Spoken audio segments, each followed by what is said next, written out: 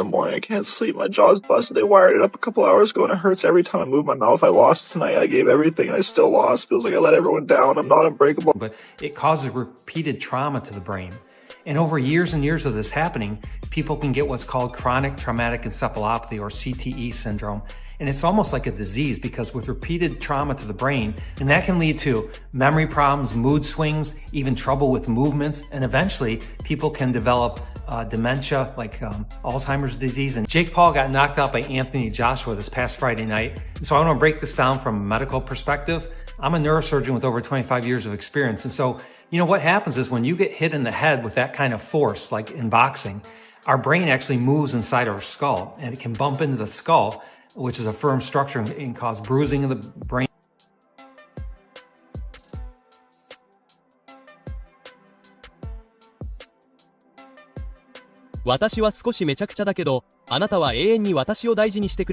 Jake Paul gets his jaw broken. Not only that, but he gets his lower jaw broken from the right and the left side. So both sides. And not only this, following that, he went through an emergency surgery procedure to get that sorted out, and titanium plates were inserted to help stabilize the case. This will take long to fully heal. Drinking every night and doing all this and beat you. Yeah, it was bad. If you look at the fight, he was much slower. He only threw a hook. Like, Jake Paul's fight career collapsed with a fractured jaw, missing teeth, and Gervonta Davis laughing from afar. And what's shocking isn't that Anthony Joshua won. It's how fast the fantasy shattered, and why this moment might reshape Jake's boxing future permanently.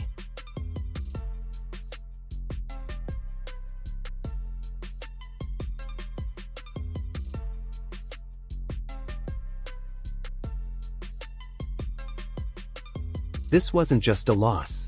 This was a complete breakdown on display.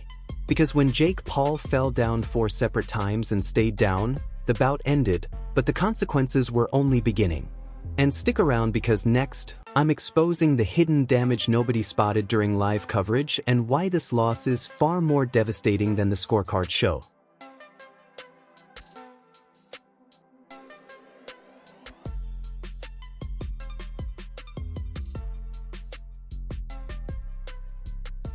he was going like tie him down and catch him with a good shot and shit like that.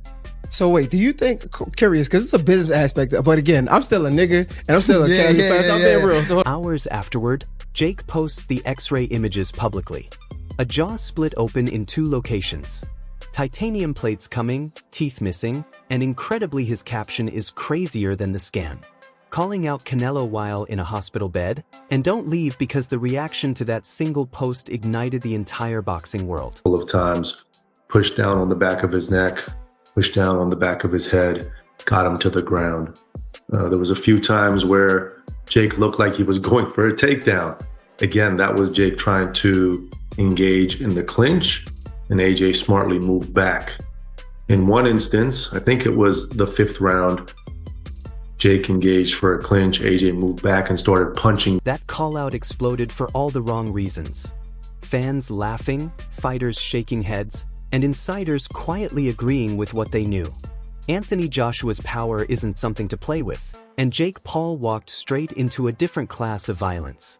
And in a moment, I'll explain why doctors say this damage changes absolutely everything. To Anthony Joshua sleeping Jake and breaking his jaw in 2 different places, along with breaking his teeth.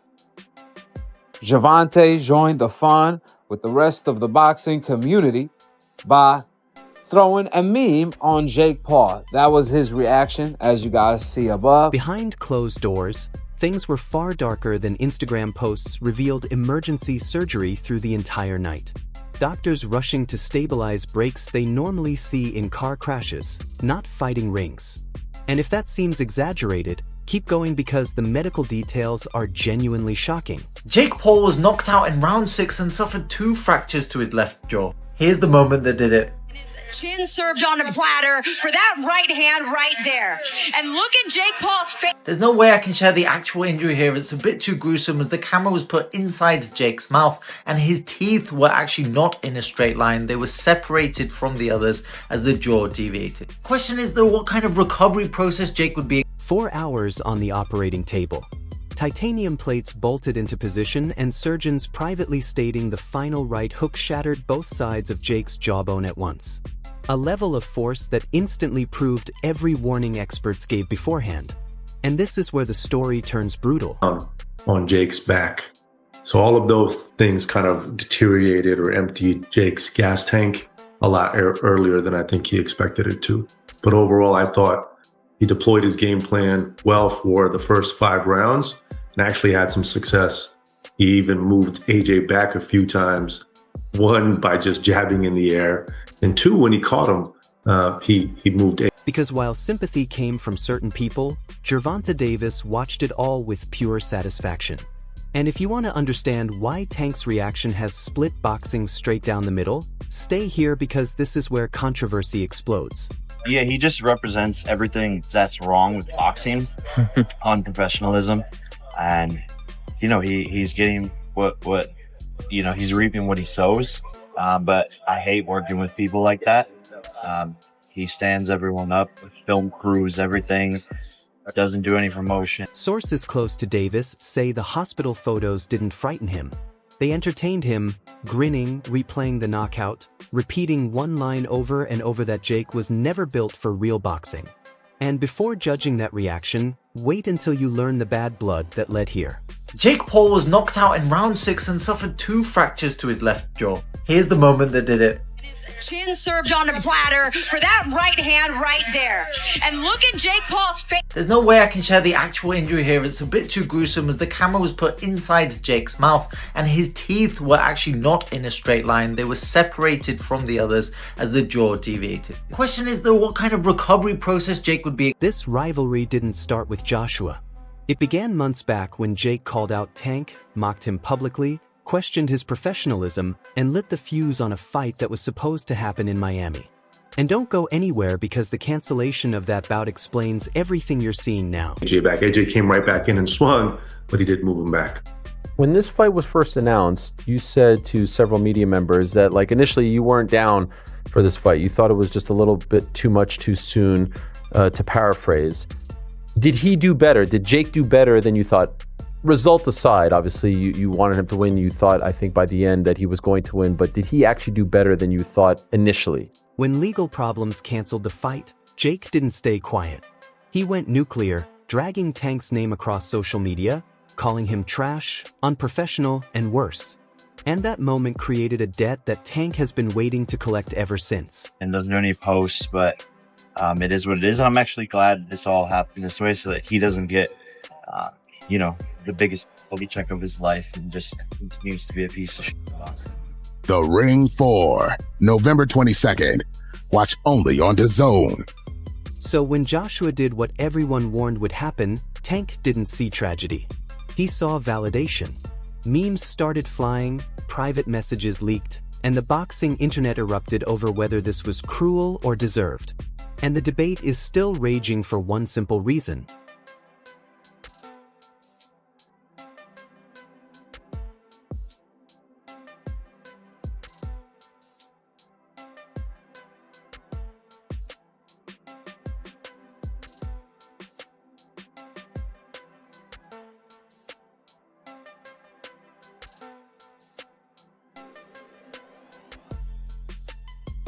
Some fans say Tank crossed a line mocking a man with a wired jaw and missing teeth. Others say Jake built his entire brand on disrespect and finally paid the price. And if you think that argument is settled, wait because the recovery timeline makes this even uglier. Yeah, just a lot of punching down, practicing, hitting below my knees, and a lot of speed. He warming up. We're now. sparring. That's what we need. We're sparring. Warm up. Some I know 8-year-olds. I got the 8-year-olds in there. If I find out anything, I'm gonna beat your ass and I'm gonna beat Jaden Love ass. On my mama, I'm gonna beat both of y'all ass.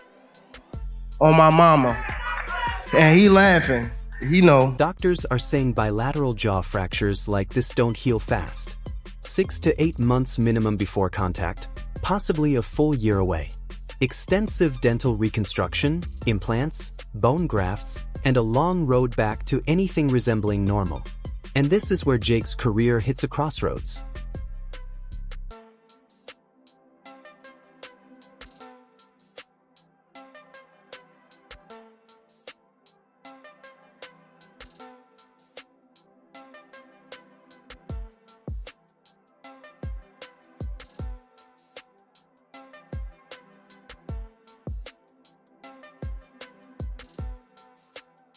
Because for the first time, Jake himself sounded unsure.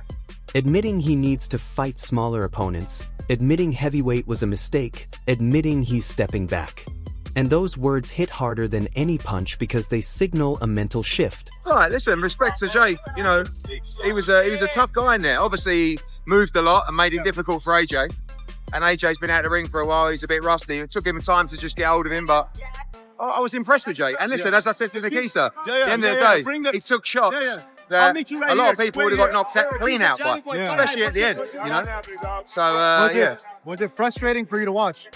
No, I mean, maybe, like, obviously, when someone's moving like that, like... Even Anthony Joshua showed respect afterward, saying Jake was tougher than expected and took shots that would have folded real heavyweights. And that respect somehow made the loss sting more because bravery doesn't erase reality. Respect to Jake Paul that we took a few rounds to get going because Jake was moving a lot and holding a lot, and you know it was difficult to nail him clean. I think, but eventually AJ took his time, cut him off, and smashed him about. And listen, respect to Jake Paul, because that last shot, I know he broke his, shattered his jaw, but it would have knocked most heavyweights out. So I've got to give him credit. I was going to say, in the end, are you pleased with that? Because obviously everyone was saying...